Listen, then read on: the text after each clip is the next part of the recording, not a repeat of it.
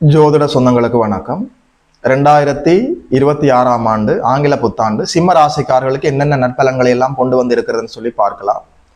ஆண்டினுடைய ஆரம்பத்திலேயே லாபஸ்தானத்துல குரு பகவான் அமர்ந்து உங்களுடைய வெற்றிகளையும் ஆதாயங்களையும் லாபங்களையும் உறுதி செய்து தந்து கொண்டிருக்கிறார். அவருடைய பார்வை நல்லபடியாக 7ஆம் இடத்துக்கு விழுகிறது. 7ஆம் இடம் என்று சொல்கிற போது உங்களுடைய வாழ்க்கைக்கு வரக்கூடிய அத்தனை உறவுகளையும் குறிக்கும். பார்ட்னர்ஷிப், ரிலேஷன்ஷிப், சோசியல் ஐடென்டிட்டி எல்லாமே 7ஆம் இடம்.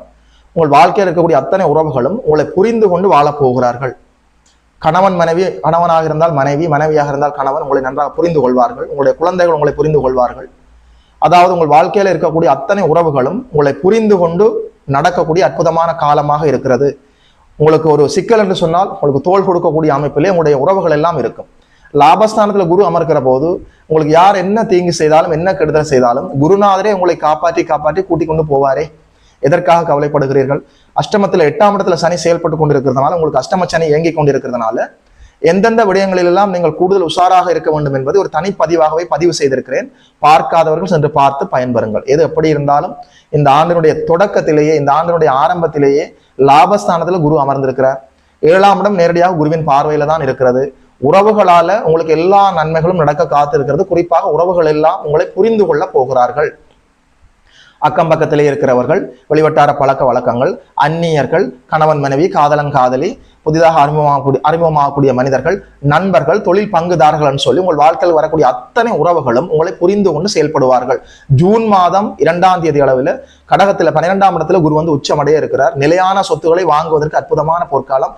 பழைய கடன்களை எல்லாம் கட்டி தீர்த்து விட முடியும். 12ஆம் இடத்துல குரு வந்து அமர்ந்து விட்டாலே ஏதோ ஒரு விதத்தால வருமானத்தை தந்து விடுவார். செலவு இருக்கிறதே, வருமானம் வர வேண்டுமே, பணம் வர வேண்டுமே. நிச்சயமாக பணம் வருகிற போது நிலையான சொத்துக்கள், வண்டி வாகனம் வாங்கலாம், வீடு வாசல் வாங்கலாம், அதாவது வெறும் காலி மனை நிலம் வாங்கலாம், வாகனம் வாங்கலாம், வீடு வாங்கலாம், வீடு கட்டலாம். அதாவது சுப செலவுகள் தாராளமாக 2026ஆம் ஆண்டு ஜூன் மாதத்துக்கு அப்புறம் உங்களுக்கு காத்திருக்கிறது.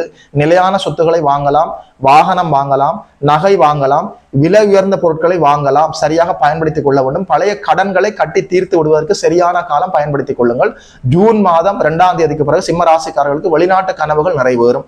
வெளிநாடு செல்ல முடியும். வியாபார அடிப்படையில, உத்தியோக அடிப்படையில, கல்வி அடிப்படையில வெளிநாடு செல்வதற்கான வாய்ப்புகள் இருக்கிறது. வெளிநாட்டிலேயே வாழ்ந்து கொண்டிருக்கக்கூடியவர்களுக்கு ஜூன் மாதம் 2ஆம் தேதிக்கு பிறகு வெளிநாட்டு அமைப்புகள்ல இருந்த தடை தாமதங்கள் எல்லாமே அப்படியே விலகும். அந்த நாட்டிலேயே குடியுரிமை கிடைப்பது, அந்த நாட்டிலேயே நல்ல வேலை கிடைப்பது, அந்த நாட்டிலேயே நிலையான சொத்துக்கள் வாங்குவதுன்னு சொல்லி ஜூன் மாதத்துக்கு பிறகு சிம்ம ராசிக்காரர்களுக்கு வெளிநாட்டு அமைப்புகள்ல இருந்த தடை தாமதங்கள் எல்லாமே அப்படியே விலகும். அக்டோபர் மாதம் 31ஆம் தேதி ராசியிலேயே வந்து குரு அமர்ந்து விடுவார். ராசி புனிதம் அடைந்து விடும். உண்மையில சொல்றேன், இந்த ஆண்டு முழுவதுமே குருவினுடைய இருப்பும் அவருடைய நகர்வும் உங்களுக்கு எல்லா நன்மைகளையும்